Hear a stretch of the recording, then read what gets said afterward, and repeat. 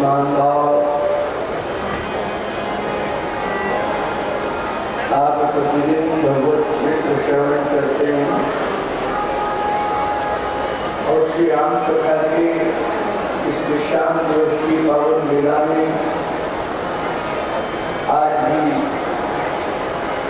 श्रद्धान्वित होकर भगवत कथा श्रवण करने जा रहे हैं। यह आपके जीवन के अगणित पूर्णों का फल है।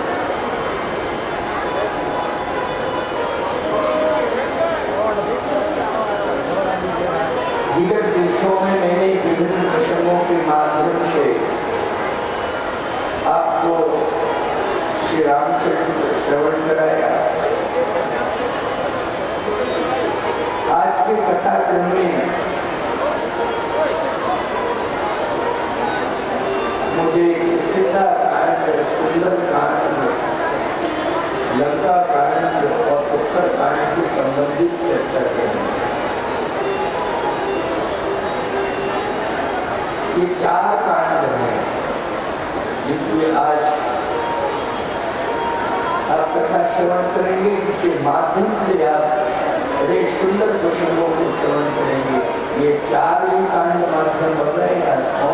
किष्किंधा, सुंदर, लंका और उत्तर।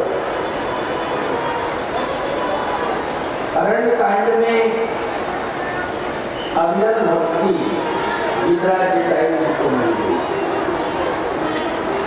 इसी अरण्य कांड में सबरी जी को 9 भक्ति मिली, 9 भक्तों की पानी। और सबरी जी भगवान के परम धाम को गई। विद्राजितायु ही वीर देव रूपा,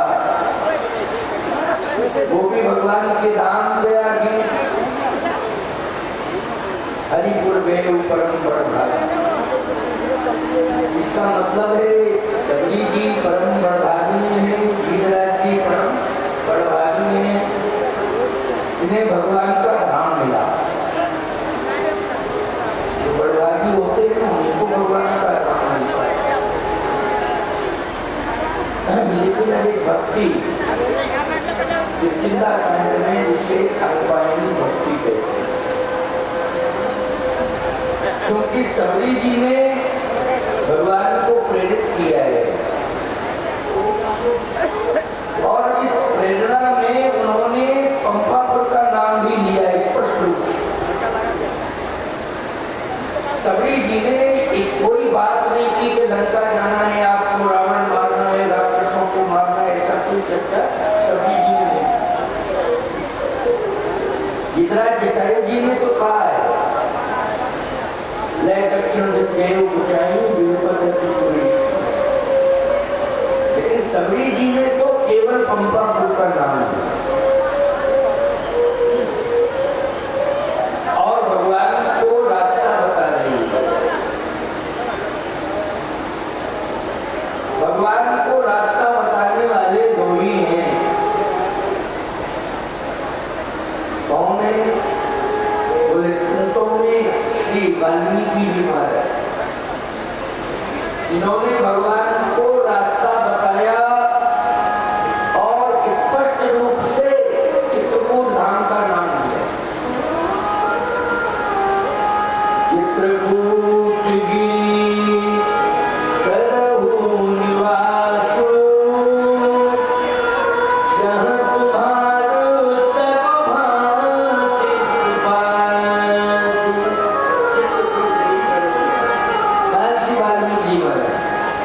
लेकिन सबरी जी ने संत परंपरा में सबरी जी भगवान को पंपापुर का रास्ता बताया। वाल्मीकि जी चित्रकूट का रास्ता बता रहे हैं और सबरी जी पंपापुर का। वाल्मीकि जी ने रास्ता बताया तो चित्रकूट में भगवान को संत ही संत मिले। कितने संत मिले?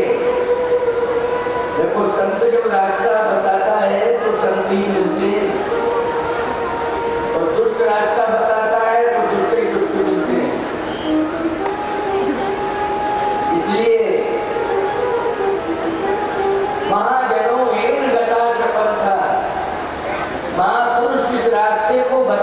उसी रास्ते पर चलना चाहिए, भटकने की आवश्यकता नहीं है, क्योंकि संत महापुरुषों ने जो रास्ता बताया है उस रास्ते पर चल के ही भगवत प्राप्ति हुई। और दुष्टों ने जो रास्ते बताए हैं, याद रखना, उन रास्तों पर जो भी चला है उसमें दुष्टता आई है और स्वयं परमात्मा शत्रु बन करके उनके विनाश का कारण बनते हैं। आचार्यहीनम न पुनन्ति भेदः, आचार्यहीन मनुष्य को कभी भेद स्वीकार नहीं करता, भगवान स्वीकार नहीं करते। इसलिए आचरण की प्रधानता होना चाहिए, सदाचारी होना चाहिए हम सबको। सबरी जी ने जो रास्ता बताया है पंपापुर का, उसमें क्या मिले राम जी को, क्या क्या मिला राम जी, कौन मिले, क्या क्या मिला।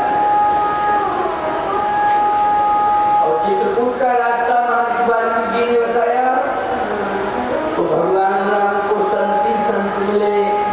आवत देख चित्रकूट, आवत देख मुदित मुनि बंदा, आवत देख मुदित मुनि बंदा, आवत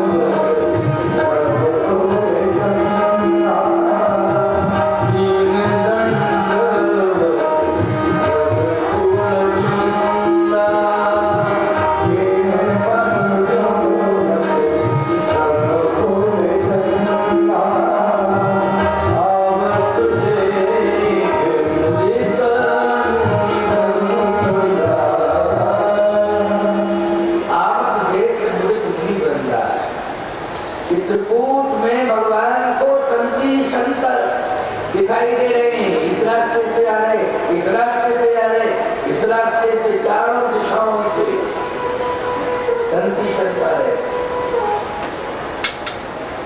ये वाल्मीकि जी महाराज ने रास्ता बताया ना, इसलिए भगवान को चित्रकूट में संती संत दिखाई दे रहे, संत मिले। लेकिन सबरी जी ने जो रास्ता बताया है उसमें याद रखना, महर्षि वाल्मीकि जी ने प्रभु राम को जो रास्ता बताया है चित्रकूट का, उसमें प्रभु राम को संत मिले हैं। और सबरी जी ने प्रभु राम को जो पंपापुर का रास्ता बताया है उसमें राम जी को हनुमंत मिले हैं। बोलिए हनुमंत लाल की। एक ही साधे सब सदे, सब साधे सब क्या है, एक ही साधे, एक हनुमंत ही पर्याप्त है। तो सबरी जी ने जो रास्ता बताया है उसमें प्रभु राम को कौन मिले हैं, हनुमान। इसलिए पंपा शरण जाओ रघुराई, पंपा शरण जाओ रघुराई, पंपा शरण जाओ रघुराई, पंपा शरण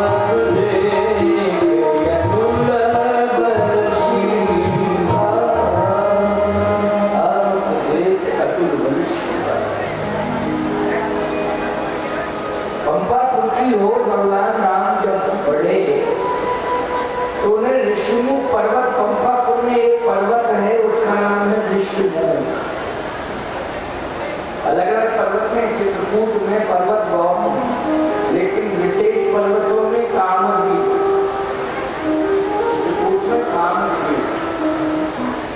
वैसे ही किष्किंधा में बहुत पर्वत हैं, लेकिन एक विशिष्ट पर्वत है जिसका नाम है ऋषिमुख। लंका में भी एक पर्वत है, उसका नाम है त्रिकूट पर्वत। त्रिकूट पर्वत यह त्रिकूट ऊपर बस लंका, उतह रह रावण सहज असंका।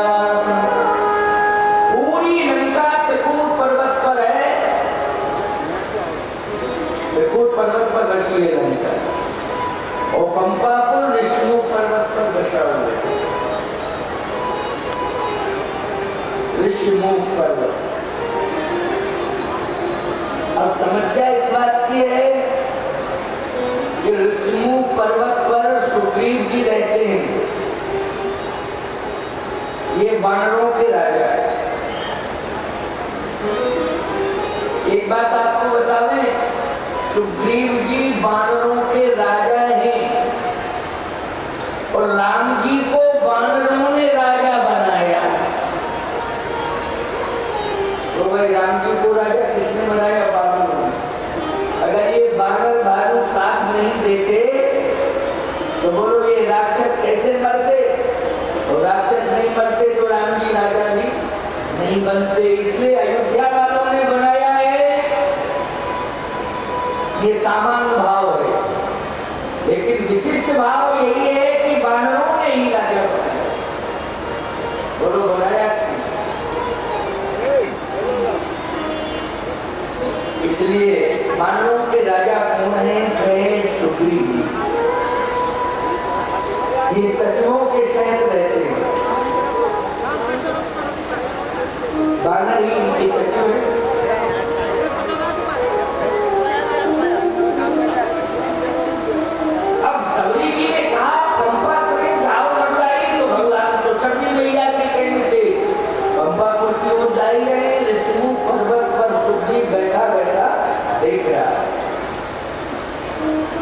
अच्छा देखा तो भयभीत हो गया। एक बात आपको बताएं, भगवान को देख करके जो भयभीत हो, समझ लेना चाहिए उसके अंदर कहीं ना कहीं उसके अंदर विषय है। क्या है? विषय।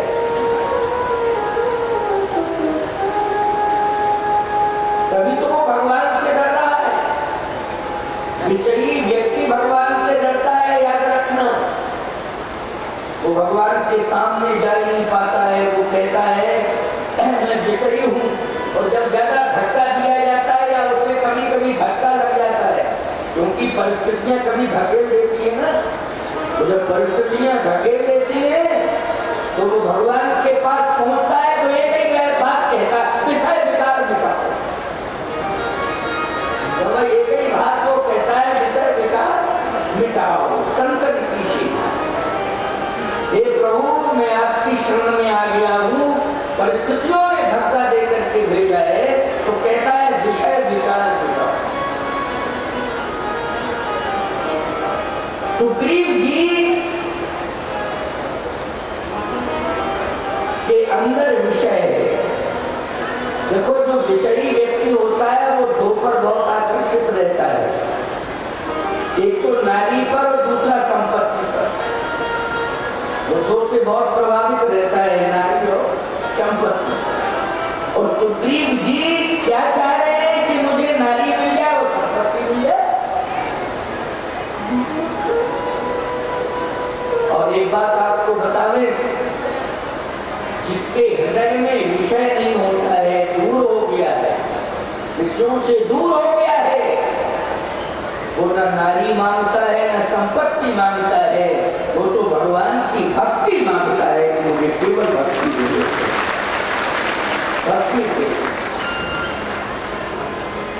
भक्ति चाहिए। अरे भगवान केवट को नारी दे सकते थे, लेकिन केवट कहता छुअत सिला भई नारी तो आई। आपके चरण रखने से पत्थर में नारी प्रकट हो गई। हमारी नाव में रखोगे उसमें नारी प्रकट हो जाएगी। हमें नारी वाली नहीं चाहिए आप, तो हमें नारी नहीं चाहिए आपसे। और सुनिए प्रभु, मुझे उतराई भी नहीं चाहिए, मतलब संपत्ति भी नहीं चाहिए। उतराई का मतलब क्या है? मुझे नहीं चाहिए। पद कमल धोए चढ़ाए नाव नाथ उतराई क्यों? और छुअत सिला भई नारी सुहाई। ना मुझे नारी चाहिए आपसे, ना मुझे संपत्ति चाहिए, केवल आपसे मुझे भक्ति चाहिए। इसलिए मुझे भक्ति दे दो। अब कछु नाम न चाहिए मोरे दीन दयाल मुझे।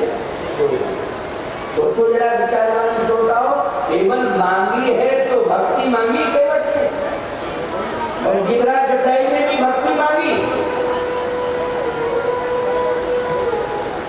जो विषयों से दूर है वो केवल भक्ति मांगता है, और जो विषयों से प्रभावित है वो नारी और संपत्ति मांगता है।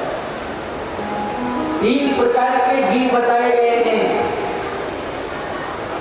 एक एक बात सुन लो, बहुत स्पष्ट करके कह रहा हूं। 3 प्रकार के जीव बताए गए। विषयी साध सिद्ध सयानी,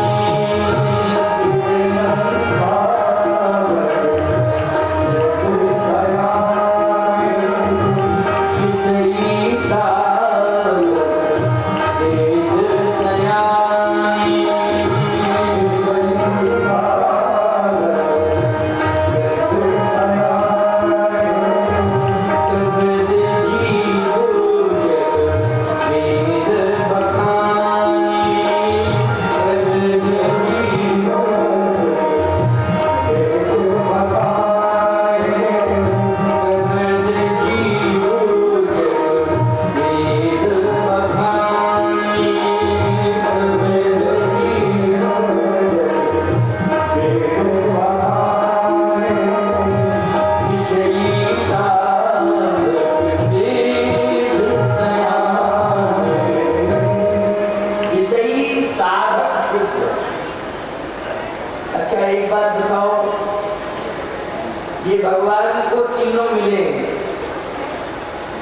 विषयी जीव में सुग्रीव जी मिल गए, और साधक जीव में विभीषण जी मिल गए, और सिद्धों में हनुमान जी मिल गए। अष्ट सिद्धि नौ निधि के दाता। बोलो भाई, सिद्धों में हनुमान जी से बड़ा कोई सिद्ध नहीं है।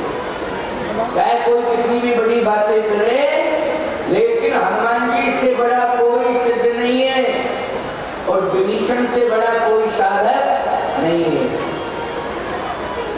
और सुग्रीव जी स्वयं कह रहे हैं विषय मोड़ हर लीलो ज्ञान। जब खुद ही कह रहे हैं तो अब हमें कहने की जरूरत नहीं, और हम भी अगर कह रहे हैं तो उन्हीं की बताई हुई बात है। विषय मोड़ हर लीलो ज्ञान, मेरे विषयों ने ज्ञान का हरण कर दिया। ये सुग्रीव जी ने स्वयं कहा।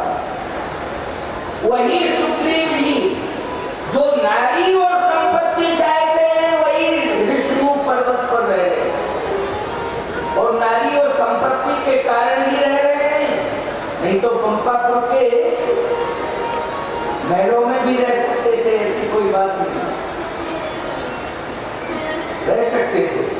भाई पंपापुर का जो राजा बाली है, उसी का तो ये भाई है, ये भी रह सकते थे। राजमहल के किसी कोने में स्थान मिल ही जाता है, तो ऐसी कोई बात नहीं। लेकिन ये तो पूरा राज्य चाहते हैं, मुझे राज्य मिल जाए। अच्छा बोलो भाई, राजतंत्र में राजा कौन बनता है? अगर 2 भाई हैं तो बड़ा भाई राजा बनेगा कि नहीं बनेगा? बोलो, ये तो राजस्थान है, यहाँ तो अनेक राज्य हुए हैं, यहाँ तो राजा सबसे ज्यादा रही सबसे ज्यादा राजतंत्र की परंपरा राजस्थान में। भाई अगर दो हैं तो राजा कौन बनेगा? बड़ा भाई होगा। मुझे लगता है कि पंपापुर में भी यही परंपरा रही। तब तो दो भाइयों में छोटा छोटी बड़ा भाई राजा बन गया। लेकिन ये राज्य चाहता है छोटा भाई, लेकिन इसकी आसक्ति है संपत्ति पर, इसकी आसक्ति राज्य सत्ता में है, इसलिए इसके मन में ये लगा है कि मैं राजा बन जाऊं, मैं राजा बनूं। लेकिन बनेगा कैसे राजा? अरे भाई अगर बड़ा भाई मर भी जाएगा तो उसका बेटा राजा बनेगा, वो तो बन ही नहीं पाएगा राजा। क्यों भाई? युवराज ही राजा बनता है। तो ये पता होना चाहिए कि बाली का बेटा अंगद है। हाँ भाई, जिसके संतान नहीं है तो भले ही वो भाई राजा बन जाए, ये अलग बात है।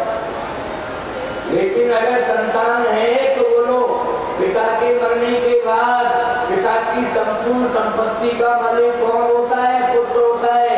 राजतंत्र में राजा के मरने के बाद राजकुमार ही राजा का बेटा ही राजा बनता है। लेकिन इस सुग्रीव ने अपनी चातुरी से बाली को जिंदा में ही मरा हुआ घोषित कर दिया। जिंदा में ही मरा हुआ घोषित। ऐसे बहुत से लोग हैं जिन्होंने आदमी जिंदा बैठे मृत्यु प्रमाण पत्र बनवा दिए फर्जी, और जमीन जायदाद पूरी ट्रांसफर करा दी। बोलो भाई, ऐसे भी मुकदमे अदालत में चल रहे हैं जिन्होंने जिंदा व्यक्ति को मार दिया, मृत्यु प्रमाण पत्र भी बनवा दिया। और वो बाद में कह रहा है हमारा नाम कैसे हट गया? तहसीलदार कहता तुम मर गए हो? अरे हम जिंदा हैं, ये बात कर रहे हो? मर गए? हम जिंदा हैं, फालतू की बात मत करो। लेकिन कागजों में मर गया। एक बार मेरठ में एक घटना घटी थी, बहुत पुरानी बात मैं आपको बता रहा हूं। मेरठ में उसमें सैकड़ों लोग मर गए और सैकड़ों बच भी गए थे। लेकिन उस समय की तत्कालीन सरकार ने कहा ये बहुत बड़ा कांड है। तो सीएमओ ने आदेश दिया, सरकार ने सीएमओ से कहा कि जाओ, कलेक्टर से कहा, सीएमओ से कहा जाइए, जिला चिकित्सा अधिकारी जिलाधिकारी उनसे कहा जाइए वहाँ सर्वे करिए। प्रदेश की सरकार ने, पता नहीं कौन मुख्यमंत्री के नाम लेना भी ठीक नहीं है ना, ये कहे महाराज हमारे नेता की बुराई कर रहे हैं। अब मुख्यमंत्री के पास अगर इतनी बड़ी रिपोर्ट चली जाए कि सभी मर गए, तब तो सबकी मुसीबत खड़ी हो जाएगी। जिलाधिकारी ने और सीएमओ यानी जिला चिकित्सा अधिकारी ने, दोनों ने जिनकी सांसें भी चल रही थी उनको भी कह दिया कि जाओ इनको गंगा जी में उसी रिपोर्ट देनी है कुछ लोगों की, बाकी सबको। उस समय बाढ़ आई थी गंगा जी में बाढ़ आई, तो बाढ़ में तो अब थोड़ा बहुत जल हो तो अलग बात है, बाढ़ में तो क्यों भाई इतनी जल्दी मुर्दा बहता है, जिंदा बह जाता है मुर्दे की बात।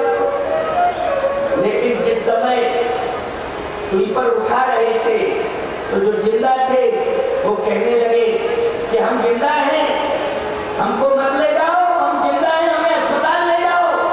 तो सुई पर कह रहे थे कि डॉक्टर ने तुझे मरा हुआ घोषित कर दिया है, तुम मर गया। तो डॉक्टर ने मरा हुआ घोषित कर दिया, तुम दौड़ रहा मर गया, पूछो। यही कंडीशन है। आगरा में पागल खाना है, ये जय बोले बैठे हैं वहीं से आए। क्यों भाई, सबसे बड़ा पागल खाना कहाँ है बोलो? आगरा में है। आगरा में पागल खाना है, वहाँ पागल खाने में बहुत पागल रहते हैं। एक ऐसा पागल पहुंचा कि वो दिन भर रात भर दीवार से कान लगा के बैठा रहे, दिन भर रात भर कान लगाए। निरीक्षण किया तो डॉक्टर ने कहा कि अरे ये कल भी मैं आया था, तब भी ये कान लगाया था दीवार से, आज भी लगाए है, तो लगता है कि दीवार से कोई आवाज आ रही है। उसने भी डॉक्टर ने कान लगा दिया। अब 10-20 मिनट लगाए रहा डॉक्टर, आवाज नहीं आई। तो डॉक्टर पागल से कहता है, क्यों रे पागल, तू 2-3 दिन से बराबर कान लगाए है दीवार से, इसमें कुछ सुनाई ही नहीं दे रहा है, क्या तुझे सुनाई दे रहा है? तो पागल कहता है, रे पागल डॉक्टर, हमें 3 दिन में सुनाई नहीं दिया, तुझे एक आधा घंटा में कैसे सुनाई देगा? हम 3 दिन में सुनाई नहीं देगा, तुझे आधे घंटा में सुनाई दे जाएगा। वो पागल का भी पागल निकला डॉक्टर। बोलो भाई। तो कहने का तात्पर्य मेरा ये है, ध्यान से मेरी बात को सुनना, समझने की कोशिश करना। संपत्ति पर जो आकर्षित होते हैं वो पागल हो जाते हैं। याद रखना, वो पागल हो जाते हैं, वो इतने पागल हो जाते हैं कि संपत्ति के चक्कर में जिंदा व्यक्ति को मरा हुआ घोषित कर देते हैं। बोलो, है पागल कि नहीं? और सुग्रीव जी ने बोलो जिंदा में ही बाली को मरा हुआ घोषित कर दिया। ये रामायण का प्रमाण मैं किष्किंधा कांड का दे रहा हूँ, और इसलिए दे रहा हूँ कि आप रामायण पढ़ते हो और मेरी बात बिल्कुल सत्य है। अच्छा बोलो, बाली को जिंदा में ही मरा हुआ घोषित किया किसने? सुग्रीव ने। क्यों? दुंदुभी से जब युद्ध हुआ बाली का, तो दुंदुभी गुफा के अंदर चला गया। बाली ने भी कहा मैं छोड़ूंगा नहीं, तू कहीं भी चला जाए मैं मारूंगा, क्योंकि तूने 17 बार परेशान किया है मुझे। 1-2 बार नहीं, बाली के अंदर 17 बार, आज मैं तुझे छोड़ूंगा नहीं। ललकारता था, जब मैं आता था तो भाग देता था, ललकारे और भागे, आज मैं तुझे छोड़ूंगा। गुफा में घुस गया प्राण बचाने के लिए दुंदुभी, बाली भी घुस गया। ऐसा घमासान युद्ध हुआ उस गुफा के अंदर। तो बाली ने उसके हजारों टुकड़े कर दिए। किसके? दुंदुभी। हजारों टुकड़े कर दिए दुंदुभी क्रोध में। वैसे तो गला ही मसक देता, परिवार था। उसने कहा मैं 17 बार तूने मुझे ललकारा है, 17 टुकड़े करूंगा तेरे शरीर। टुकड़े टुकड़े हो गए, रुधिर धार निकली। तो सुग्रीव ने एक चट्टान लगा दी, चट्टान, बड़ी भारी चट्टान। कहाँ लगाई चट्टान? वो गुफा के द्वार पर बड़ी भारी चट्टान लगा दी। तो रुधिर धार निकली। अच्छा, ये क्या कन्फर्म था कि ये दुंदुभी का रक्त है या भाई बाली का रक्त है? जब तक कन्फर्म नहीं हो जाता तब तक उसे चट्टान लगानी चाहिए थी क्या? लेकिन नहीं, एक बड़ी भारी चट्टान उसने द्वार पर लगा दी, गुफा के द्वार पर, कि अंदर वाला व्यक्ति बाहर न आने पावे, अंदर वाला व्यक्ति बाहर न आने पावे, ये भाव है। अच्छा ठीक है, मैं मानता हूं कि उसे यही विश्वास हुआ कि दुंदुभी मरा, बाली मरा, यही विश्वास हुआ, मान लो बाली मरा, चलिए मैं मानता हूं। ठीक है, अगर समझ रहा था बाली मरा तो पंपापुर में आकर के सिंहासन पर किसे बिठाना चाहिए था? राजतंत्र की परंपरा में, जल्दी बोलो, बाली के बेटे अंगद को बिठाना चाहिए, ये नियम है। लेकिन बोलो भाई, सिंहासन पर कौन बैठ गया? अंगद को बिठाया, थोड़ा ही बैठ गया। अंगद को नहीं बिठाया, कौन बैठ गया? विचारवान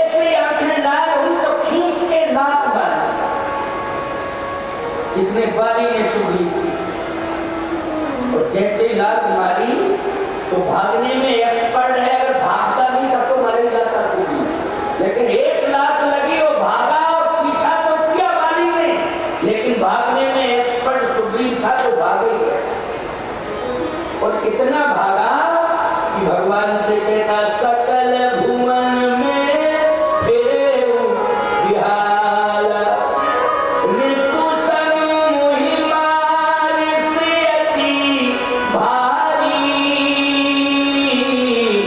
हरली नेउ सर्वस अरु नारी ताके भैर भुवीर कृपाला और सकल भुवन में फिरे विहारा।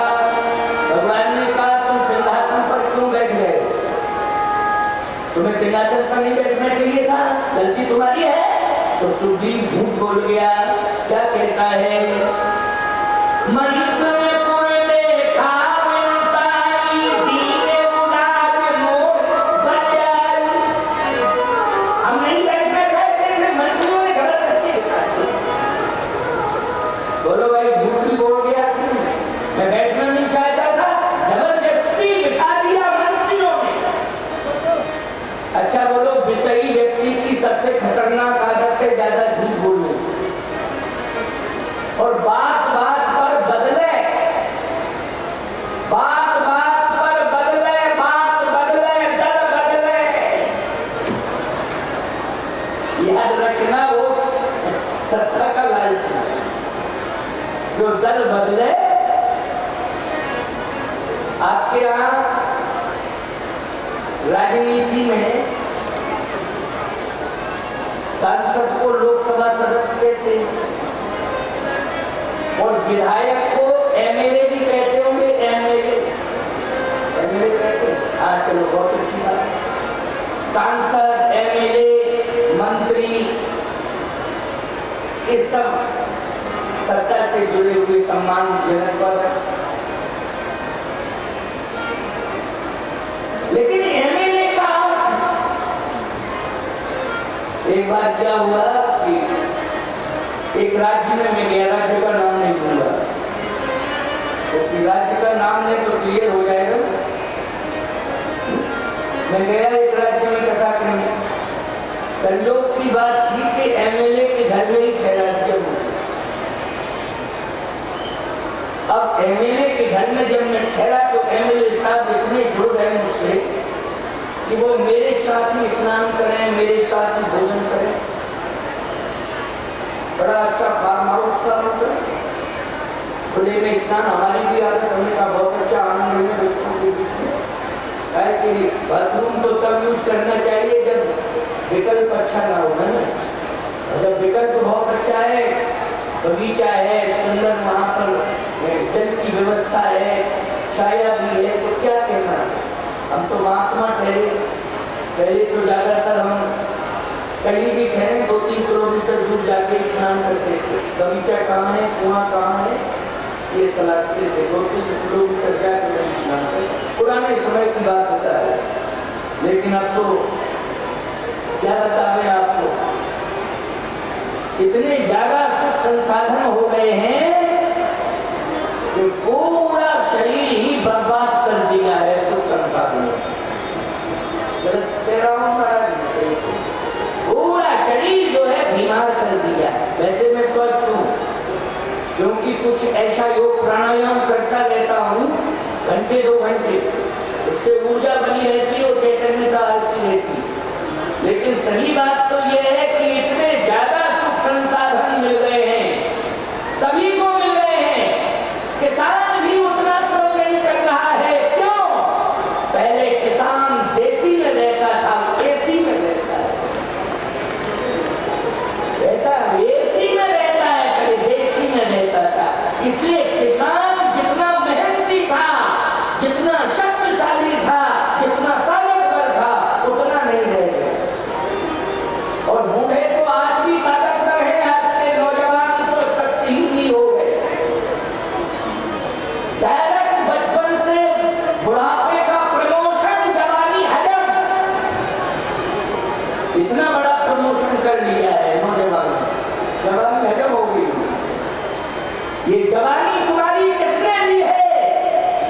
ये जवानी तुम्हारी भौतिक संसाधनों ने छीन ली। बोलो गलत कह रहा हूं क्या? भौतिक संसाधनों ने तुम्हारी जवानी को छीन लिया है तुमसे, इसलिए समय के पहले बुढ़ापा आ गया। ज्यादातर प्रकृति से जुड़ा करो, कोशिश करो हम प्रकृति से जुड़े, बीमारी भी दूर होगी और हमारी भौतिक क्षमता भी बढ़ जाएगी। ब्रह्म मुहूर्त में जो उठते हैं उनकी बौद्धिक क्षमता कितनी सुंदर होती है, अनुभव करके देखते हैं। जो ब्रह्म मुहूर्त में जागते हैं, प्रकृति से डायरेक्ट जुड़ जाते हैं, उनकी बौद्धिक क्षमता, याद रखना, ब्रह्म मुहूर्त में जगने वाले अमृत पीते हैं और जो सूर्योदय के बाद जगते हैं वो चाय पीते हैं। चाय पीते हैं वो, अमृत पियो, अमृत पीने से ही तुम्हारा शरीर स्वस्थ रहेगा और दीर्घायु रहोगे, स्वस्थ दीर्घायु रहोगे। और ब्रह्म मुहूर्त में जो ब्रह्म का चिंतन करता है वो शरीर से मरता है, लेकिन कीर्ति उसकी सदा सदा के लिए अमर हो जाती है। करे कीर्ति कभी उसकी मरती नहीं है, कभी मरता। इसलिए हम लोगों को प्रकृति से जुड़ना है। आज सुग्रीव जी की दुर्दशा क्यों हुई है? विषय के कारण। हुआ भगवान मिल गए, नहीं तो इसे कहीं कोई गुंजाइश ही नहीं मिल रही थी, लेकिन भगवान मिल गए। लेकिन सोचो जरा, भगवान मिले कैसे? सुग्रीव जी को अपनी ताकत से भगवान नहीं मिले, हनुमान जी महाराज के सहयोग से भगवान मिले। सुग्रीव को भगवान कैसे मिले जरा बताओ? हनुमान जी के सहयोग से मिले। वो हनुमान जी क्या है? संत है। हनुमान जी क्या है? सिद्ध है। इसलिए संतों के सहयोग से ही तुम्हें भगवान मिल सकते हैं, नहीं तो संसार के विषयों में तुम सब जकड़े हो, अभी जकड़े हैं सांसारिक विषयों में। लेकिन अगर तुम्हें भगवान मिल सकते हैं तो किसकी कृपा से? संतों की कृपा से, संतों के सहयोग से। और बोलो भाई, भगवान मिल गए सुग्रीव को हनुमान जी की कृपा से, हनुमान जी के सहयोग से। तब हनुमंत उभय की सब कथा सुनाए, पावक साखी देई कर जोड़ी प्रीति ग्रहाए। हनुमान जी ने अग्नि को साक्षी करके मित्रता करा दी है राम जी और सुग्रीव जी की। दोनों सुग्रीव जी को प्रभु राम से जोड़ दिया है और मित्र भी बनवा दिया है। मित्र भगवान ने कहा कि आप क्या चाह रहे हो सुग्रीव जी? सुग्रीव जी ने कहा मैं चाह रहा हूं नारी और संपत्ति। एक बात बताओ, भगवान के पास तुम जाते हो, मंदिरों में भगवान बैठे हैं, तुम जाते हो मंदिरों में और जाके करते क्या हो? भगवान से मांगना शुरू कर देते हो, ये दे दो, ये दे दो, ये दे दो, ये दे दो, ये दे दो। भगवान के मंदिर में जाया करो तो भगवान से कुछ मत मांगा करो, केवल भगवान को ही मांग लिया करो कि प्रभु आप मिले हो। मांगना नहीं है, वस्तु नहीं मांगनी है, भगवान ही को मांगना है। बोलो क्या मांगना है? भगवान को मांगना है, वस्तु नहीं मांगनी। माता पिता से ही संपत्ति मत मांगा करो। अगर तुम चैतन्य अवस्था में हो, चलते फिरते हो, तुम्हारे अंदर शक्ति है तो शक्ति श्रम से संपत्ति अर्जित करो। शक्ति श्रम से क्या करना है? संपत्ति अर्जित करनी है। माँ बाप के पास जो होगा वो तुम्हें दे देंगे, लेकिन बस जाया करो तो संपत्ति मत मांगा करो, माँ बाप से आशीर्वाद मांगा करो कि मुझे तो आशीर्वाद दो। इतना ही चाहिए और कुछ नहीं चाहिए। माँ बाप से आशीर्वाद मांगा करो और मंदिर में जाकर के भगवान से मत मांगा करो, भगवान को ही मांग लिया करो कि प्रभु आप मेरे हो जाओ। ये हमने मांगने का तरीका बताया तुम लोगों को। जो भाई मैंने जो तरीका बताया भाया कहीं भाया तुम लोगों को? सभी ने भाया, स्वीकार किया कि हम भाया। बस तो यही होना चाहिए, भगवान को ही मांगे।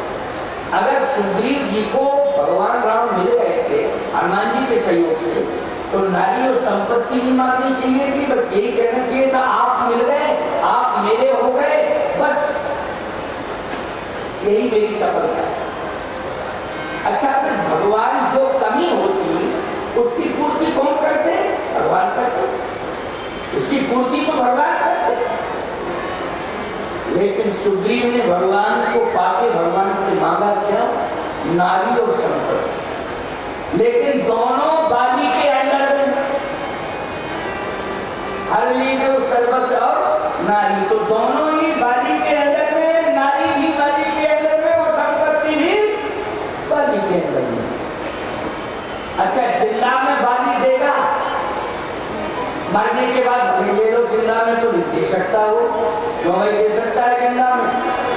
ना, हिम्मत नहीं किसी की जिंदा में ले ले, मरने के बाद ही मिलेगा। तो भगवान ने कहा कि अगर बाली के अंडर में नारी और संपत्ति है तो मारना पड़ेगा मुझे। क्या करना पड़ेगा? मारना पड़ेगा। जिंदा में तो वो देगा नहीं, मरने के बाद भी। तो सुग्रीव कहता है मार दो, हमें तो नारी और संपत्ति चाहिए, मार दो।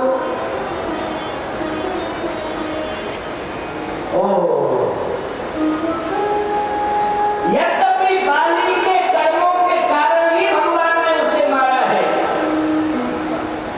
उसके कर्म बिगड़ रहे थे, इसलिए कर्मों ने ही वध कराया है। लेकिन सही बात तो यह है कि सुग्रीव की मानसिकता नारी और संपत्ति को पाने की, इसलिए वो कहता वध के बाद मिले मिल गया। भगवान ने कहा अच्छा, चलो ये तो साधारण बात है। एक बात बताओ मैं आपको, नारी अगर मर जाए तो दूसरी नारी मिल सकती है, लेकिन भाई अगर सगा मर जाए तो दोबारा भाई मिल सकता है? सगा बोलो, जल्दी बोलो, मैं तुमसे पूछ रहा हूं। भाई नहीं मिल सकता। क्यों? माता पिता या तो वृद्ध हो गए हैं या दुनिया से चले गए, तो भाई बाप को मिल जाए। बोलो, नारी मिल सकती है कि नहीं मिल सकती है? यदि तुम्हारा विवाह हुआ है, पत्नी किसी कारण से समाप्त हो गई है प्रारब्धानुसार, ईमानदारी के साथ बताओ, दूसरा विवाह करा लेते हो तुम कि नहीं कराते हो? नारी मिल जाती है।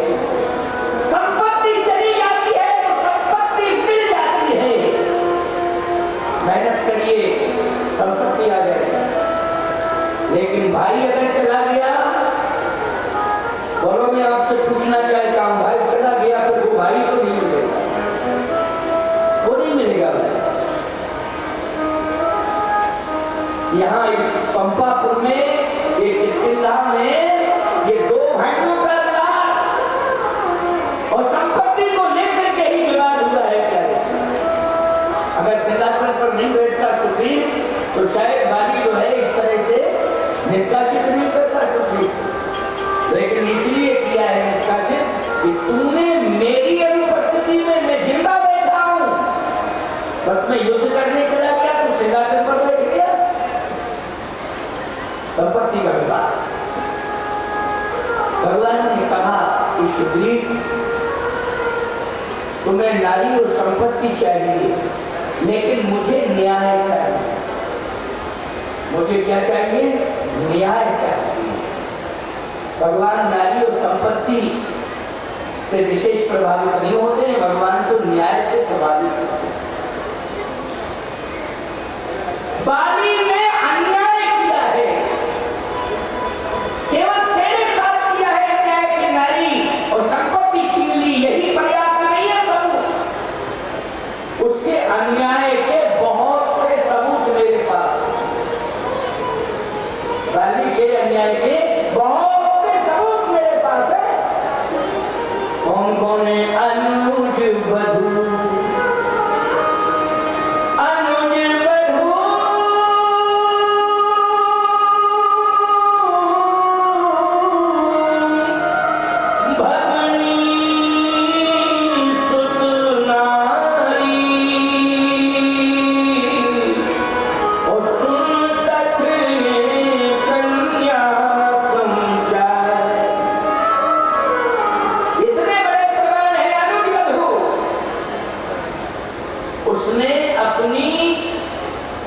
अनुज बधू पर दृष्टि कर।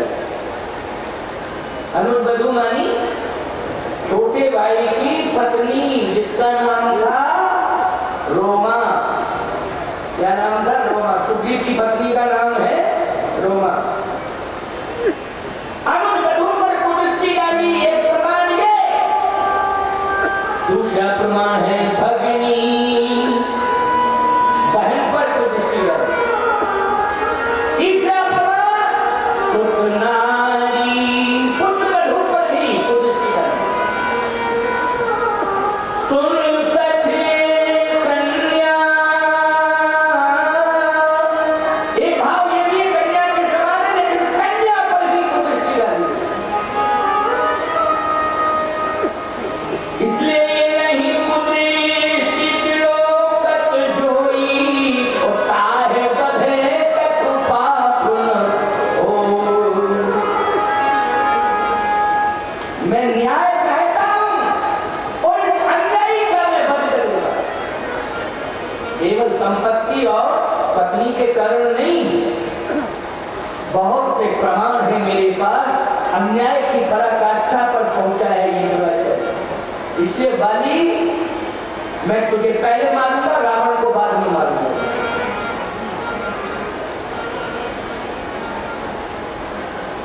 बाद में मारूंगा मैं रावण को, पहले तुझे ही मारूंगा। और भगवान ने ललकार दिया है। और याद रखना, जिस समय युद्ध शुरू हुआ, बहुत बढ़िया बात है, ध्यान से सुनना। किष्किंधा कांड के बाद सीधा सुंदर कांड में, श्रीलंका कांड, शिवा उत्तर कांड। समय हमारा वही 4:30 बजे का पूरा हो जाएगा। 1 बजे बैठ गया था। देखो भाई, 3 घंटे का समय प्रचार पत्रों में लिखा है 1 से 4, लेकिन मैं 1 से 4:30, क्योंकि आधा घंटे पौन घंटे ऑफ करता हूँ। आधा पौन घंटे ऑफ करता हूँ, लग जाता है। और कथा शुरू करता हूँ, फिर कथा ही चलती रहती है। ऐसा नहीं है कि मैं गीत गाने लगता हूँ। ऐसा तो मेरा स्वभाव नहीं, आप पूरे दिन से सुन रहे हो। मैं कथा ही गाता हूँ।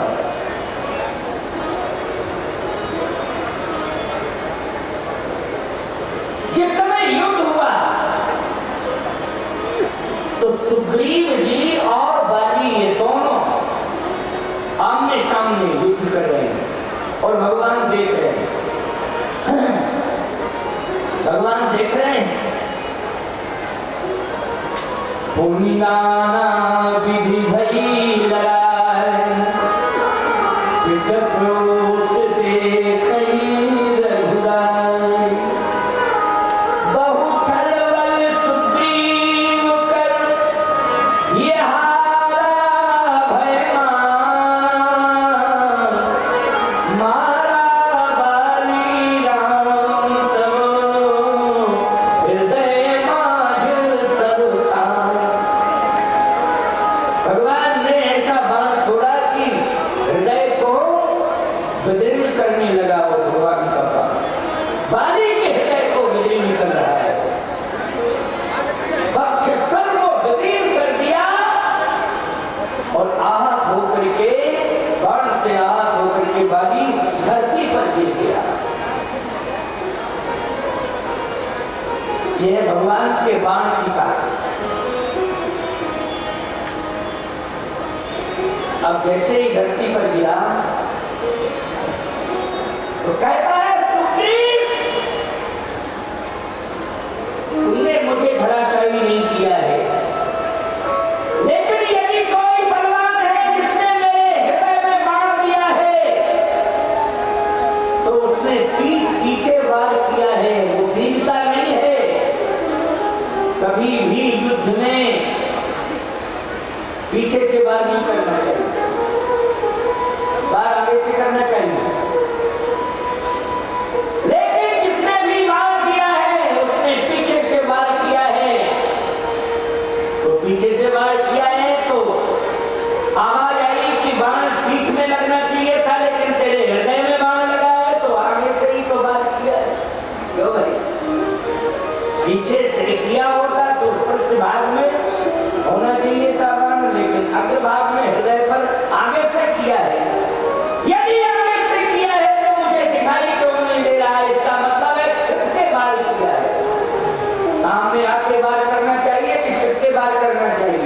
अगर बलवान हो तो मेरे सामने आ जाओ। अब भगवान को ललकारा, बाली ने किसको ललकारा? भगवान। यदि बलवान हो तो मेरे सामने आओ। भगवान तो भगवान है, भगवान ने कहा हूं। भगवान सामने आ गए। जैसे ही सामने आए भगवान, तो भगवान जब सामने आ जाए मरते समय, ईमानदारी के साथ बताओ उस समय कंडीशन जीव की क्या हो जाती है? जीव मर रहा हो, भगवान सामने आ जाए तो जीव की कंडीशन क्या होगी? तुलसीदास जी कहते हैं मम दर्शन फल, मम दर्शन फल परम अनुपा, मम दर्शन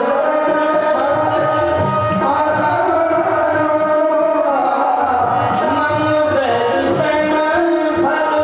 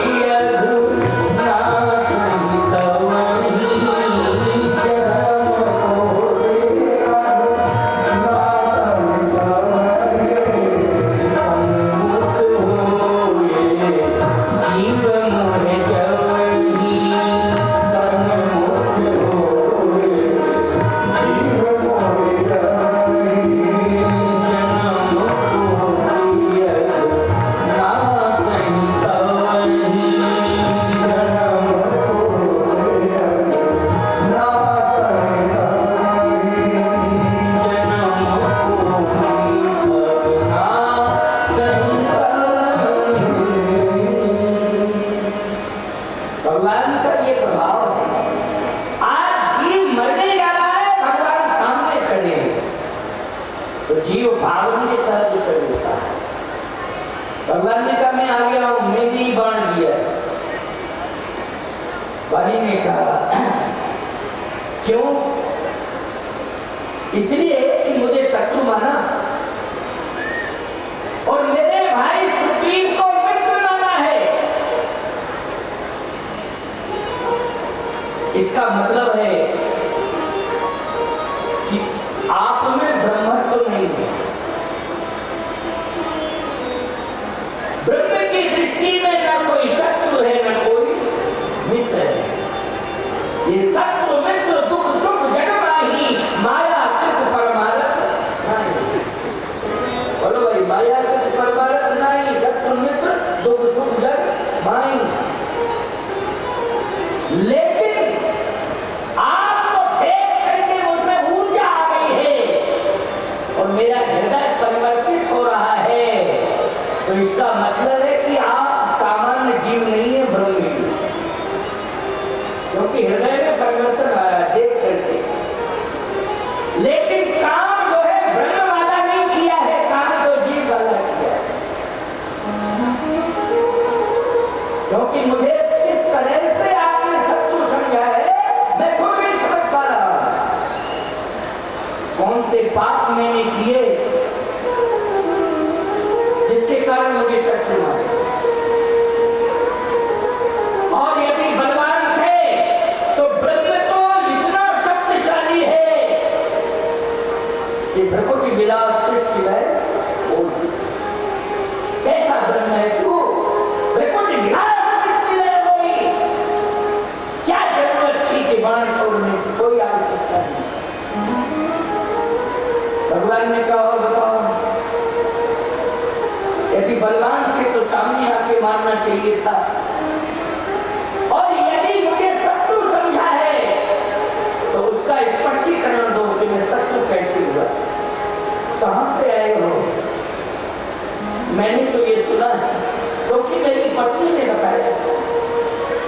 बाली कहता मेरी पत्नी ने बताया था, कौशलेय सुत लक्ष्मण रामा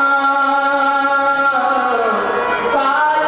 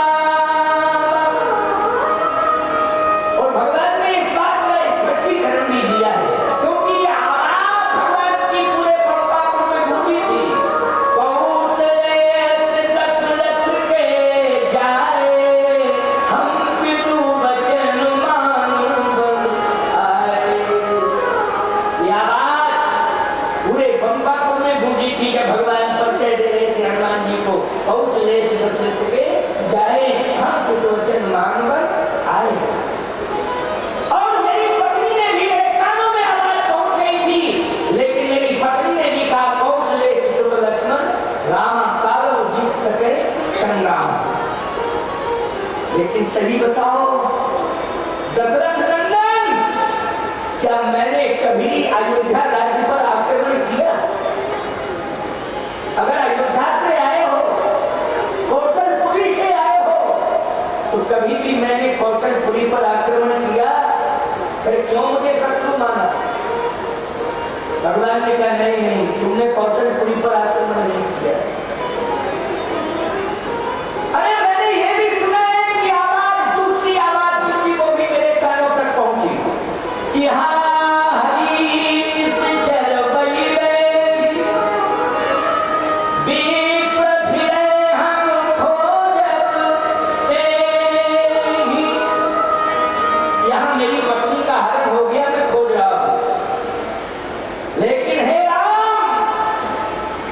सीता हरण में मेरी कोई सहमति है? अगर प्रकाशदर्शी हो राम, तो सीता हरण में मेरी कोई सहमति हो तो बताओ, सिद्ध करके बताओ।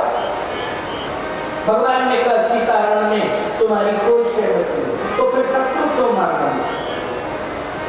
जब मैंने कौशलपुरी पर आक्रमण नहीं किया, आपके पिता को नहीं ललकारा, आपकी बकरी के हरण में मेरी कोई सहमति नहीं है। जब मेरे राज्य में प्रवेश किया था तुमने, तो मुझे पता लग गया था कि तपस्वियों ने मेरे राज्य में प्रवेश किया, तो मैंने यही कहा तपस्वी हैं, भ्रमणशील हुआ करते हैं, कोई हमें दिक्कत नहीं है, हमारी उनकी कोई शत्रुता ही नहीं है। अगर मैं शत्रु मानता तो प्रवेश ही नहीं करने देता पंपापुर में, वो करते तो युद्ध करता हूं। तो भाई बात तो सही है, उसके तर्क जितने भी हैं वो अकाट हैं, अकाट तर्क हैं। भगवान ने कहा और बताओ, पहले इतने ही प्रश्नों का उत्तर दे दो। भगवान ने कहा कि अब तू ध्यान से देख, मैं एक रील सामने तेरे पापों की रील चला रहा हूं, लेकिन आंख बंद मत करना, आंख खोल के देखना, तेरे पापों की रील चला रहा हूं। ये बहुत छोटी बात तू कह रहा है कि अयोध्या के ऊपर आक्रमण नहीं किया, ये भी एक छोटी सी बात है कि सीता हरण कांड में मेरी सहमति नहीं है। अरे क्या सहमति होगी? चोरी चोरी करके रावण ले गया, चोरी से ले गया, तो झंडे की चोट पर थोड़ी ले गया है, चोरी चोरी ले गया है। तो दस्सी स्वाम की नाई कि तू चले चिताए भड़ियाई मानी, भड़िया उसको कहते चोर को, राजस्थान में कहते भड़िया है। देखो ये हमारे वैष्णव नाथूलाल जी, ये देखो स्पष्ट रूप से कह रहे हैं, सब जगह भड़िया कहते तो कि तू चले वो चिता भड़िया है, चोर है, चोर है। भगवान ने कहा ये कोई बड़ी बात नहीं, लेकिन तेरे पाप, सबसे ज्यादा मैं नारी का सम्मान करता और तूने नारी जगत का सबसे ज्यादा अपमान किया, ये पाप है। और जिस राज्य में मेरा जन्म हुआ है अयोध्या में, उस राज्य में नारियों का सबसे ज्यादा सम्मान होता है। आपको एक बात बताऊं, महाराज दिलीप का शासन काल था, अयोध्या के राजा एक समय एक कल्प में दिलीप की रहे, और महाराज दिलीप जिन्होंने गौ सेवा की है, बड़ा नाम कमाया गौ सेवा के, महाराज दिलीप ने। भगवान राम ने कहा कि मैं ऐसे ही राज्य में जन्म लेता हूं, ऐसे ही कुल में जन्म लेता हूं जिस कुल में नारियों का सम्मान होता है। और महाराज दिलीप के शासन काल की बात रघुवंश महाकाव्य में लिखा हुआ है। महाराज दिलीप एक बार पदयात्रा कर रहे थे, अपने ही राज्य में पदयात्रा कर रहे थे, तो उन्होंने देखा जंगल में एक नारी बेहोश पड़ी है। जंगल में एक नारी बेहोश पड़ी है। एक बात आपको बताएं, अब तो शिक्षा का बहुत बड़ा प्रचार प्रसार हो गया है। अब तो जंगल में रहने वाले गिरवासी वनवासी भी पढ़ने लगे, वो लोग पढ़ने लगे क्यों? लेकिन पुरानी बात मैं बता रहा हूँ, अन्यथा मत लेना। गिरवासी वनवासियों में नशे की आदत सबसे ज्यादा पड़ गई और अब धीरे धीरे छूट रही है। भगवान की दया से छूट जाए तो बहुत ही अच्छी बात है, लेकिन नशे की आदत बहुत ही ज्यादा। उनको ये ज्ञान नहीं होता था कि हमारे शरीर में तमाम बीमारियां आ रही हैं और अल्प समय में ही वो चले जाते थे। अब तो जागृति हो गई है, अब तो सरकारें बहुत मदद भी कर रही हैं उनकी और जंगल के रहने वाले गिरवासी वनवासियों के बच्चे भी बहुत ऊंची पोस्ट पर पहुंच रहे हैं। शिक्षा की क्रांति में भारत बहुत आगे जा रहा है, बहुत आगे जा रहा है। और मैं तो कहता हूं कि राजस्थान में मैंने केवल सैनिक फौजियों को ही नहीं देखा है, बड़े बड़े उच्च पद पर बैठे हुए अधिकारियों को भी देखा है मैंने। राजस्थान से गए हैं, राजस्थान की भूमि से गए हैं। इसलिए शिक्षा पर आपने बहुत ध्यान दिया है। बहुत बहुत स्वागत है आप सबका कि आपने अपने बच्चों को पढ़ाया है, बहुत ध्यान दिया है बच्चों को, होना भी यही चाहिए था। आज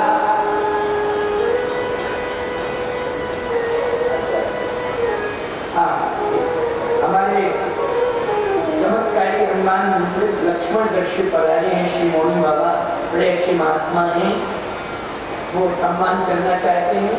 और ये साफा अगर ऐसे डाल दिया जाए तो बहुत अच्छा नहीं, स्वरूप जो है गलत स्वरूप जो है ना, तो अगर ऐसे आप डाल दें तो बहुत अच्छा रहेगा। अब अगले जन्म में राजस्थान में जन्म लूंगा तो साफा छापा बांधूंगा, चिंता मत करो। यहाँ जो है साफा की बड़ी अच्छी परंपरा है और सरकार ने, हमारे मम्मी जी जो है और अच्छे महात्मा है। मैं व्यास श्री मोहन जी का सम्मान करता हूँ। एक वीडियो उठा दो,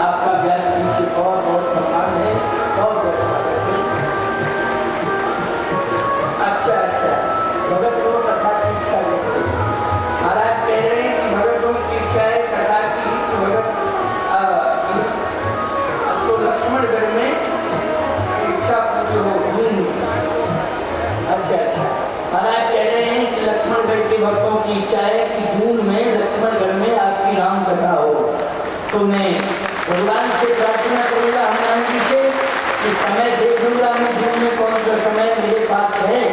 यदि समय निकलेगा तो मैं अवश्य मैं समय देख करके आपको दूरभाष पर फोन नंबर मोबाइल नंबर हमारे शिक्षकों को बता दीजिए और फिर मैं बातचीत करूंगा और मैं कोशिश करूंगा कि आपका मनोरथ पूर्ण हो और आपको समझ मैं हनुमान जी से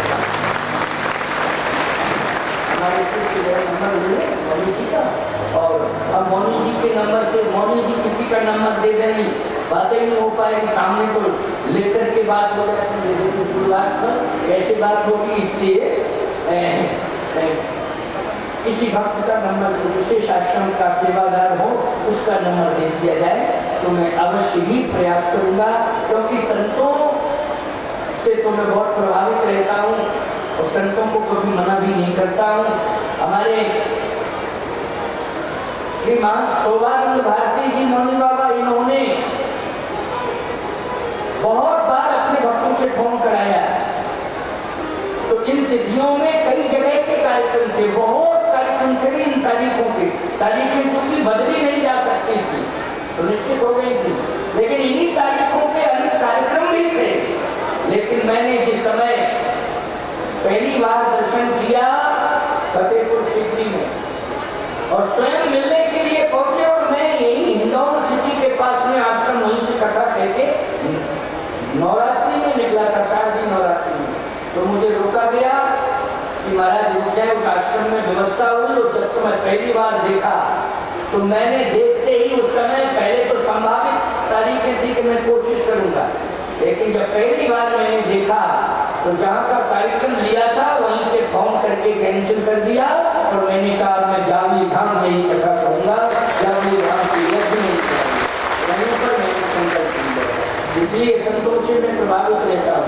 हमारे लक्ष्मणगढ़ चमत्कारी हनुमान मंदिर के मौनी जी महाराज, इनके मन में, इनके भक्तों के मन में इच्छा है कि लक्ष्मणगढ़ में कथा होनी चाहिए और जून के महीने में होनी चाहिए।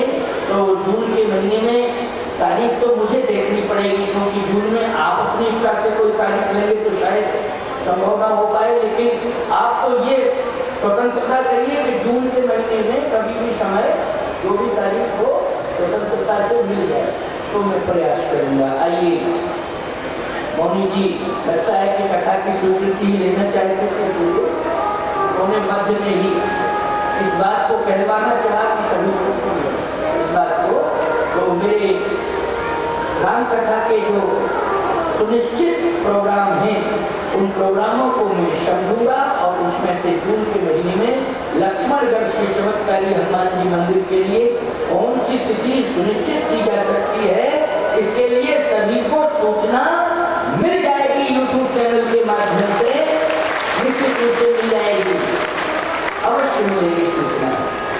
और हो सकता है कि यज्ञ के मध्य में ही सूचना मिल जाए, अभी तो यज्ञ चलेगा ना, तो यज्ञ के मध्य में भी सूचना मिल सकती, मंच से भी घोषणा हो सकती है। इसलिए आइए ध्यान से श्रवण करिए। बहुत अच्छी बात मैं बता रहा था कि बाली ने कहा अपराध शुद्ध करो, भगवान ने कहा नारी का अपमान सबसे बड़ा अपराध है, नारी पर कुदृष्टि डालना ये सबसे बड़ा अपराध है, और सनातन धर्म में तो सबसे बड़ा अपराध है। राम जी कहते हैं कि मेरा संकल्प सुना है बाली तूने, मेरा संकल्प है मोही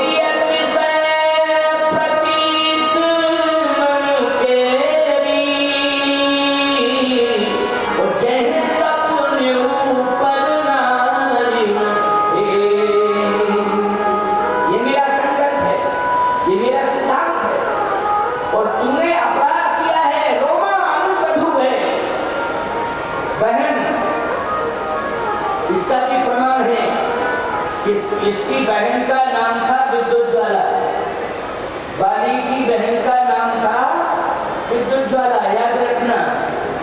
बहन पर भी कुदृष्टि है इसकी, जो अनाचारी अत्याचारी हो जाते हैं वो अंधे हो जाते हैं, वो पहचानते ही नहीं है कि कौन है। जैसे पशुओं में प्रवृत्ति होती है, पशु संबंधों पर विचार नहीं करता है कि ये माँ है कि बहन है, पशु ये हो, पशु संबंधों पर विचार नहीं करता है। तो बाली ने कहा मैं भी तो पशु हूं, पशु। अच्छा बोलो भाई, बानर किसमें आता है, बानर किसकोट में आता है?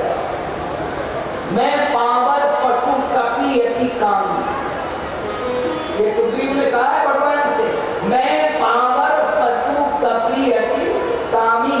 तो जब सुग्रीव कह रहा है मैं पशु, तो बाली कौन है? वो भी पशु है। यदि कुदृष्टि है तो मैं पशु नहीं करता। लक्ष्मण जी बोले भैया बहुत लंबा प्रोसीजर तैयार हो गया, अब उत्तर दो, परेशान हो जाओगे आप। उसने ऐसी पॉइंट की बात कह दी के बाद तो सोचना पड़ेगा। भगवान ने कहा मैं उत्तर दे रहा हूं, कान खोल के सुन। अभी अभी तू धर्म की व्याख्या कर रहा था, अधर्म और धर्म अभी अभी कह रहा था धर्म है तू अब करे वो गुसाई। बोलो ये किसने कहा है? बाली ने कहा है भगवान। धर्म है तू अब करे वो गुसाई, मारे लोही व्याध की राई। मैं बैरी सुप्रीम प्यारा, कारण कवन नाथ मुझमारा। परित्राणाय साधूनां विनाशाय च दुष्कृतां, धर्म की रक्षा करने के लिए अवतार हुआ है, लेकिन मेरे को मार के अधर्म किया है, क्योंकि मेरी कोई गलती नहीं है। और यदि ये गलती है तो मैं पशु हूं। भगवान ने कहा पशु कभी धर्म अधर्म की व्याख्या नहीं करता है, और तू अभी धर्म अधर्म की व्याख्या कर रहा है। तू पशु के चोले में है, लेकिन तू पशु है। समझ भाई? जैसे गाय की आकृति पशुओं जैसी है, लेकिन गाय पशु नहीं है। आकृति है पशुओं जैसी, लेकिन वो पशु नहीं है। बोलो भाई, मानोगे क्या पशु? हनुमान जी की आकृति बानर जैसी है, लेकिन बानर वो है नहीं, आकृति है थी। बोलो भाई, वो बानर नहीं है। वो तो कौन है? बोले जय जय जय हनुमान गोसाई, कृपा करहु गुरुदेव की नाई। बोलो भाई, जय जय जय हनुमान गोसाई, कृपा करो गुरुदेव की नाई। वो पशु नहीं है, वो बानर नहीं है, देखने में बानर लग रहे हैं। और बानर का अर्थ है कि नारायण बना नर और भगवान शंकर बने विकल्प, इसलिए बानर। नर के विकल्प बानर, और नर कौन? नर के नारायण ही नर बना, इसलिए विकल्प बने हैं, इसलिए वो बानर का अर्थ है विकल्प। क्या? विकल्प। और सुनिए मेरी बात को, भगवान ने कहा धर्म धर्म की व्याख्या तू कर रहा है, इसका मतलब ये है तू धर्म भी जानता है, अधर्म भी जानता है। जैसे दुर्योधन कहता था जाना भी धर्मम, मैं धर्म जानता हूं, लेकिन अचूरे धर्म में मेरी प्रवृत्ति नहीं है। और अधर्म भी जानता हूं, अधर्म में मेरी निवृत्ति नहीं है। धर्म में मेरी प्रवृत्ति नहीं है, जानता हूं धर्म, लेकिन प्रवृत्ति नहीं है। जानता हूं अधर्म, निवृत्ति नहीं है अधर्म से। फिर कोई ऐसी ताकत मेरे हृदय में बैठी है, दुर्योधन कहता, जैसा वो कहती है वैसा मैं करने के लिए विवश हो जाता हूं। इसलिए केशव में एक भी बात तुम्हारी मानने के लिए तैयार नहीं हूं। मेरी अंतरात्मा जो कहेगी वही करूंगा। और वो अंदर बैठा कौन था? अधर्म बैठा। कौन बैठा था अंदर? अधर्म बैठा था। जैसा वो कह रहा था वैसा ही दुर्योधन कर रहा था। इसलिए याद रखना, बाली के हृदय में अधर्म बैठा था, इसलिए जैसा अधर्म कह रहा था वैसा ही बाली कर रहा था। ये तो बहाना है उसका कि पशु पशु पशु। भगवान ने कहा सुन, तूने कुदृष्टि डाली, ये सत्य है कि नहीं? बाली ने कहा ये सत्य है। भगवान ने कहा अगर तूने बहन बेटियों पर कुदृष्टि डाली है, ये सत्य है, तो जो बहन बेटियों पर कुदृष्टि डालता है मैं उसका मुंह नहीं देखना चाहता हूं, बिना मुंह देखे ही मैं उसे मारना चाहता हूं। इसलिए तेरा मुंह मैंने नहीं देखा, बिना मुंह देखे ही तुझे मारा, बिना मुंह देखे ही मारा।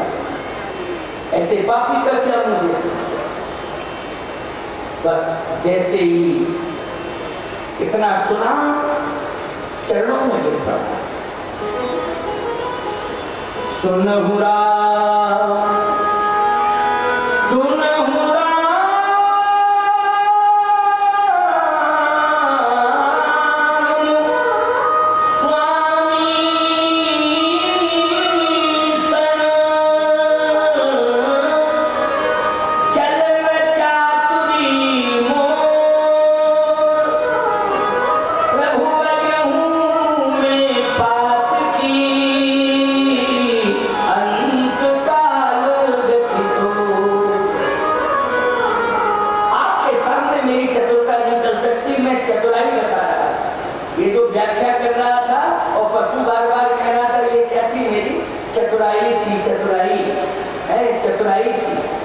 लेकिन आपके सामने मेरी चतुरता नहीं कर सकती।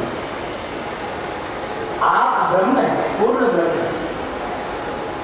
देखो संसार में जितने जीव हैं वो ज्यादातर अपनी चतुराई चलाते हैं, लेकिन भगवान के आगे किसी की न ठकुराई चलती है न चतुराई चलती है। गुमान गोविंद भाव नहीं, न ठकुराई चलेगी न चतुराई चलेगी। भगवान के सामने तो सीधे सरेंडर हो जाओ, समर्पण कर दो, शरणापन्न हो जाओ, प्रपत्ति स्वीकार कर लो, बस इसी में सार है। नहीं तो याद रखना कहीं भी नहीं रहोगे।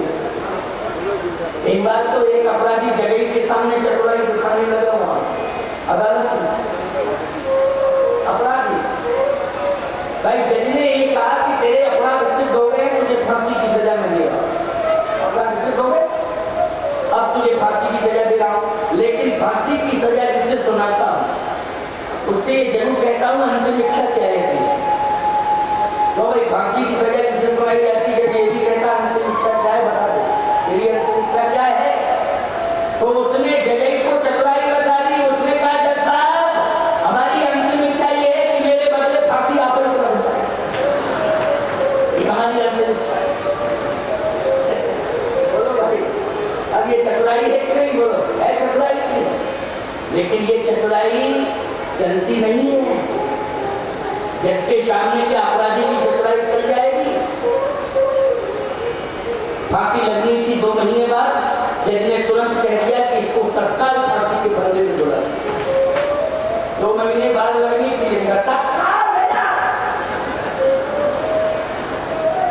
बोलो चतुराई मिट्टी में मिल गई कि नहीं मिल गई? मिल गई। मौका ही नहीं मिला, सीधे फांसी के फंदे पे बुला दिया। संशोधन कर दिया, निर्णय में संशोधन हो गया। सुनहु राम स्वामी संचलन चातुरी मोर, प्रभु अजहूँ मैं पात की, अंत काल गति को। हे प्रभु मैं अपराधी हूँ। भगवान ने कहा स्वीकार कर लिया। भगवान ने कहा कि अपराध स्वीकार कर लिया है तुमने, तो फिर एक बात मैं और कह रहा हूं, इस पर ध्यान रखना, अपराध दोबारा तो नहीं करोगे। वाले का कभी नहीं करूंगा, कभी नहीं करूंगा। भगवान ने कहा तो सजाए माफ, सजाए माफ, अब प्राण नहीं लूंगा। वाले ने कहा नहीं, मैं मरना चाहता हूं, क्योंकि आपके सन्मुख करना चाहता हूं। ये स्वर्णिम अवसर दोबारा मुझे मिलेगा नहीं। आपके सन्मुख मेरे प्राण छूटे, मेरी यही इच्छा है। इसलिए मैं मरना चाहता हूं। अचल करहु तन राखहु प्राण, बाल कहा सुन कृपा निधाना, जन्म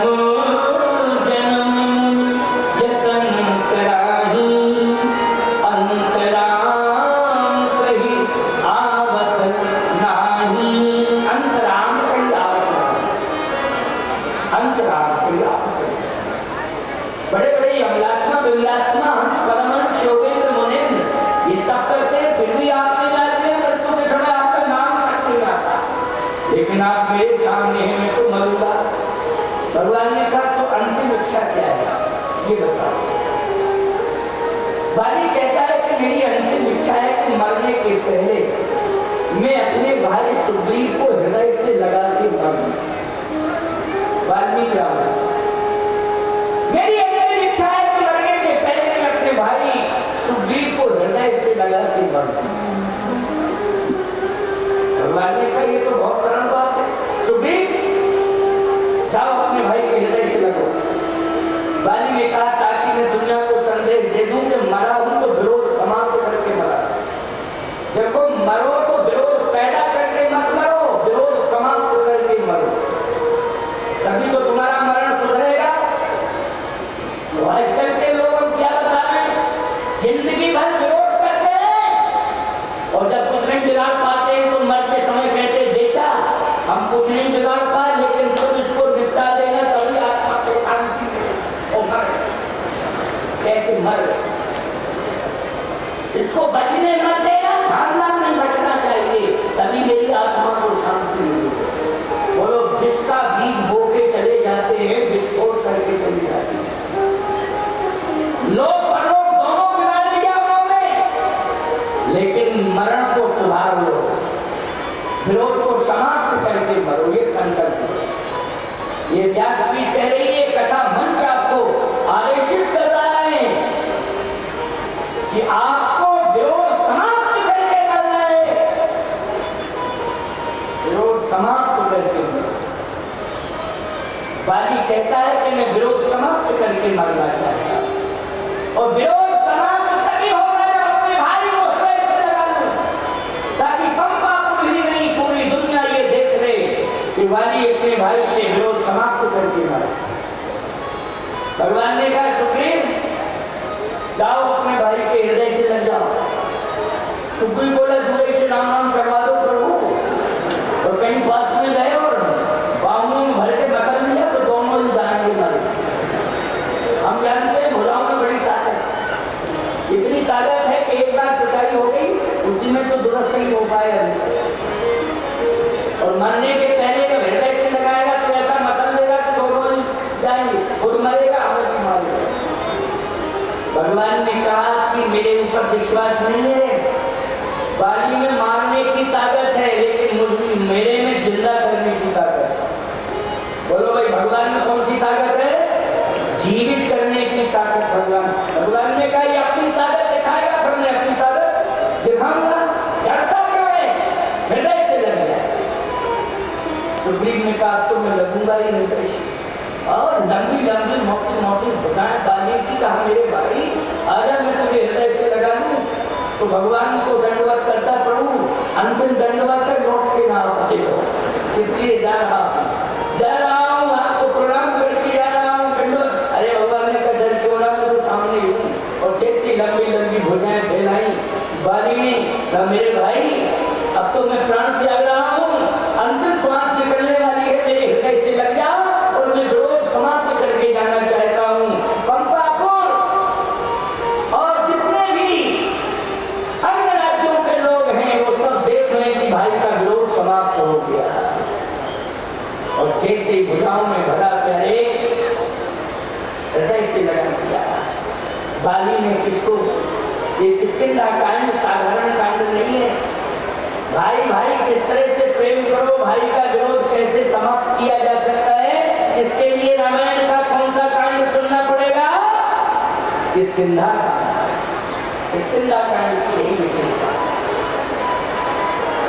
किसकिंदा कांड की यही विशेषता